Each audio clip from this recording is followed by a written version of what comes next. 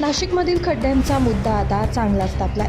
संजय राऊत नाशिकमध्ये दाखल झाले असून ते शहरातील खड्ड्यांची आज पाहणी करणार आहेत. खड्ड्यांमुळे 7 जणांचा मृत्यू आणि 100हून अधिक जण जखमी झाल्याचा दावा करत राऊतांनी सरकारवर जोरदार निशाणा साधलाय.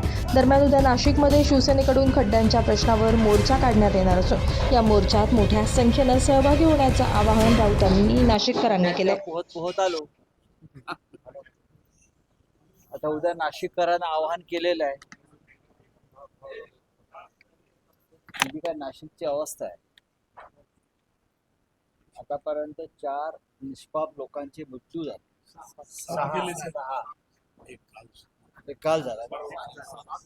7 लोक नाशिक सारख्या शहरात खड्ड्यांमुळे मृत्यू पावतात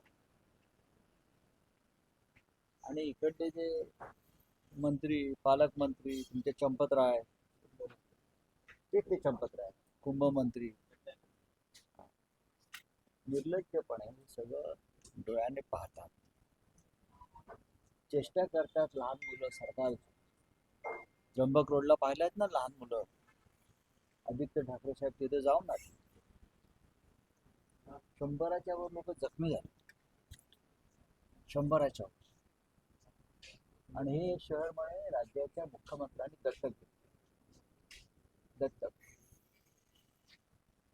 पंतप्रधान म्हणतात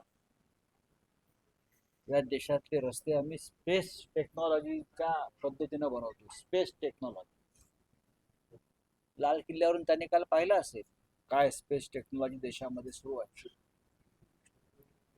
नाशिककरांना उद्या आम्ही आवाहन केलेलं आहे, शिवसेना तुमच्यासाठी उद्या रस्त्यावरती उतरते आणि नाशिककरांनी या मोर्चामध्ये सहभागी व्हा. हा मोर्चा म्हणजे देवेंद्र फडणवीस सरकारचं वस्त्र हरं. अनेक साधू संतांनी सांगितलं, मी वाचलं की नाशिकमध्ये कुंभमेळ्याच्या नावावर फक्त लूट सुरू आहे. ज्यांना खड्डे बुजवता येत नाही त्या शहरात ते कुंभमेळा घ्यायला निघाले.